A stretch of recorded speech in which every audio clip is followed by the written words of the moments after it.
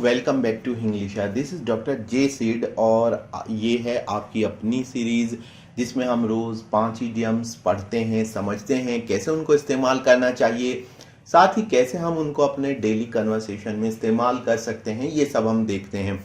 इसमें मैंने थोड़ा सा चेंज किया है आपके लिए। एक तो अब हम रोज 5 की बजाय 10 इडियम्स पढ़ेंगे और इसमें इडियम्स होंगे, कैच फ्रेजेस होंगे और ऐसे सेंटेंसेस होंगे जो आप अपनी जो डेली कन्वर्सेशन में जिनका इस्तेमाल ज्यादा होता है। तो इसलिए मैंने इस सीरीज के लिए ये स्टार्ट किया है, टॉक लाइक अ नेटिव। अंग्रेज की तरह आपको इंग्लिश बोलनी है। तो ये अब 5 इडियम्स अ डे की बजाय होगा है 10 इडियम्स अ डे। तो देखिए, सबसे पहला इडियम है और इसमें मैंने हिंदी से स्टार्ट किया है कि हिंदी में पहले बताऊंगा फिर उसकी इंग्लिश बनाऊंगा, ताकि आपके माइंड में, चूंकि आप हिंदी से आपके मन में आता है पहले, तो आप उसको इजीली ट्रांसलेट कर सकें। पहला है बात में दम होना। बात तो सही है, ऐसे बोलना। कहते हैं यार उसकी बात में दम है। हाँ हाँ, बात तो तुम्हारी सही है।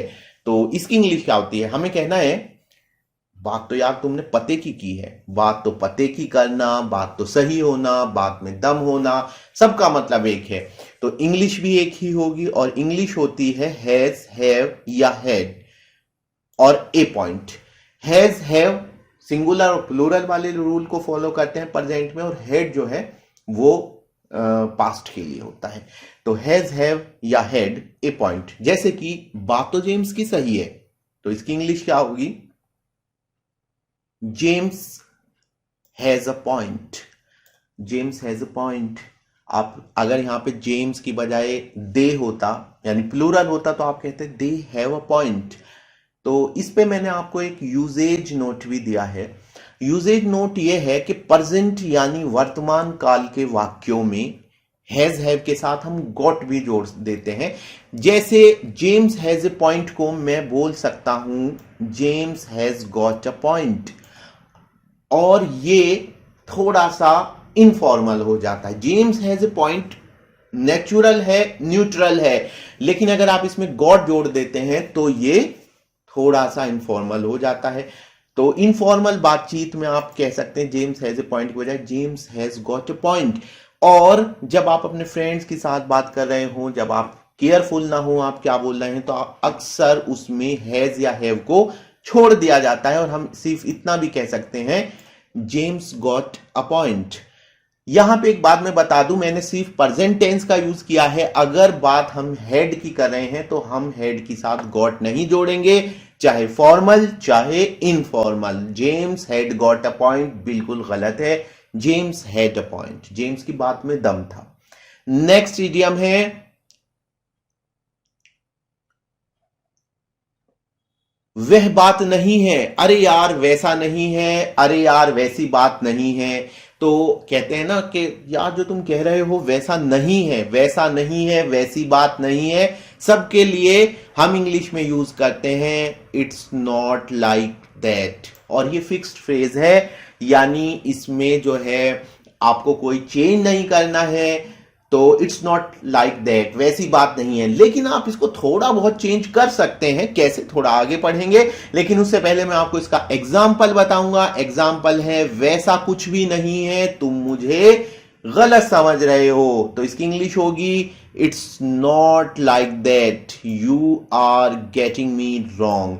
You are getting me wrong मैंने पिछली वीडियो में बताया था। तो गेट समबडी रॉन्ग का मतलब होता है किसी को गलत समझना।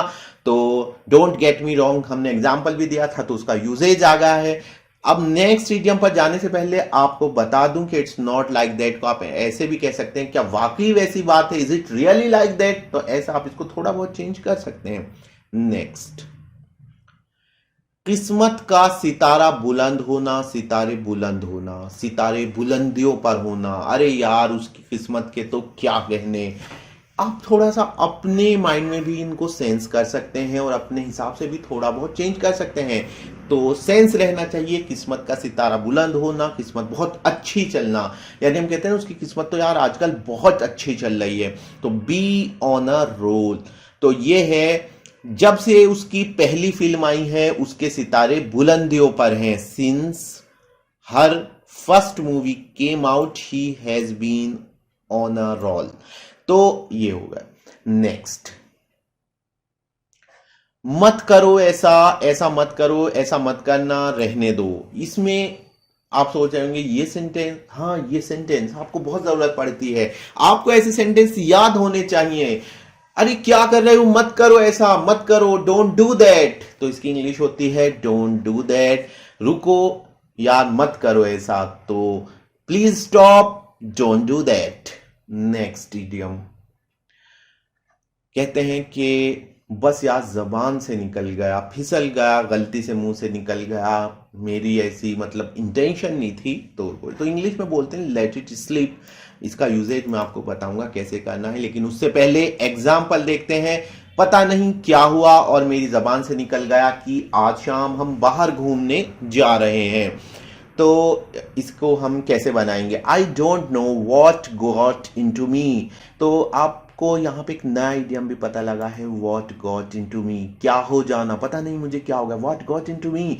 And I let it slip that we are going out today in the evening, तो इसमें आप जो है देख रहे हैं कि I let it slip that we are going out today in the evening, तो इट जो है एक्चुअली दैट है, तो ये एक्स्ट्रा पोजीशन होती है। आप हमारी वेबसाइट पे देख सकते हैं www.hinglish.com पर, जहां मैं आपको एक्स्ट्रा पोजीशन के बारे में बता रहा हूं, वीडियो भी है, तो आप वहां पे चेक कर सकते हैं। फिलहाल इसका यूजेज मैं यहीं पर छोड़ता हूं, और वेबसाइट फर्दर क्लैरिफिकेशन एक्सप्लेनेशंस के लिए आप वेबसाइट पे आ सकते हैं, कमेंट बॉक्स में भी पूछ सकते हैं। नेक्स्ट, चलो आज कहीं घूमने चलते हैं। आप सोच रहे होंगे मैंने इसको क्यों लिया, ये तो कोई इडियम नहीं है। एक्चुअली सही बात यह है कि ये इडियम नहीं है, लेकिन इसकी जरूरत इडियम से ज्यादा है।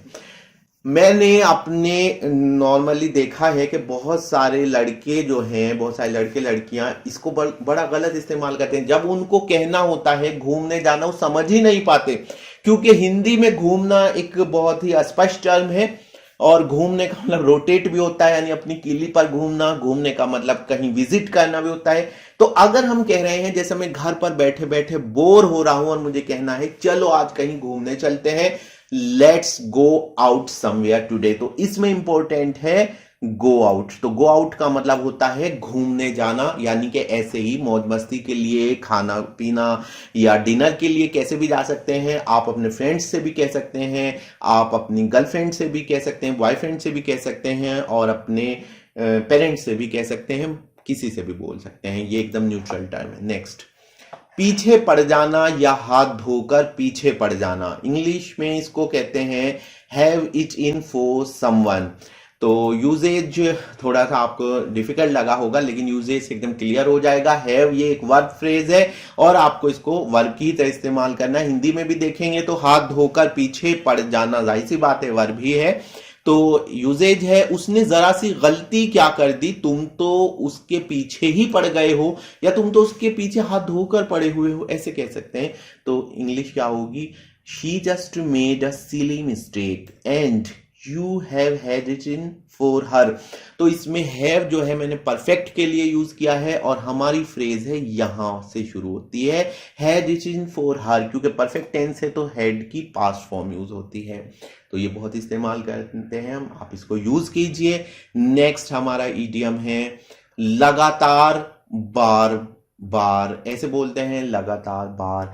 इसका क्या मतलब है, इन ए रो, लगातार। एक्चुअली ये सेंटेंस बहुत यूज होते हैं, तो इसलिए मैंने इसको भी इसमें डाल दिया है। वो है लगातार तीसरी बार तुमने मुझे धोखा दिया है, तो it's third time in a row. तो हम इसका यूजेज ऐसे ही करते हैं, third time in a row, fifth time in a row, it's third time in a row that you have cheated me. यहां पे मैं बता दूं आपको, एक सेंटेंस है कि 5 दिन से लगातार बारिश हो रही है, तो इसकी इंग्लिश आप क्या बनाएंगे, कमेंट सेक्शन में आप इसका जवाब दीजिएगा। नेक्स्ट, जमीन आसमान एक करना, यानी कि बहुत ज्यादा मेहनत करना, तो इसको हम इंग्लिश में बोलते हैं work hard. Of course work hard बोलते हैं, लेकिन अगर आपको थोड़ा सा अच्छा इफेक्ट पैदा करना है, आप कह सकते हैं वर्क लाइक अ ट्रोजन। तो आईएएस का एग्जाम पास करने के लिए उसने जमीन आसमान एक कर दिया था। इंग्लिश होगी she worked like a Trojan to clear her IAS examination. यहां पे मैं आपको बता दूं कि लीव नो स्टोन अनटर्न्ड भी होता है, जिसका मतलब होता है कोई कसर ना छोड़ना, नेक्स्ट वीडियो में आ जाएगा। लास्ट है हिला देना। हिला देना मैंने रखा है, और एक्चुअली मैं इसकी जो इंग्लिश इसका मीनिंग है उससे थोड़ा उसको एक्सप्लेन करना चाह रहा था, लेकिन वेबसाइट पे मैंने एक्सप्लेन किया है, आप वहां देख सकते हैं। तो यहां पे मैं कह रहा हूं हिला देना, फ्रीक समबडी आउट। तो इसका यूजेज मैं वेबसाइट पे बहुत अच्छे से लिखा हूं, तो आप वहां पे देखिएगा। फिलहाल मैं इसका यूजेज आपको बता रहा हूं। एक्चुअली पहले सेंटेंस सुनिए। पता नहीं उसकी प्रॉब्लम क्या है, पर जब भी मिलता है कुछ ऐसा कह देता है जो मुझे हिला देता है।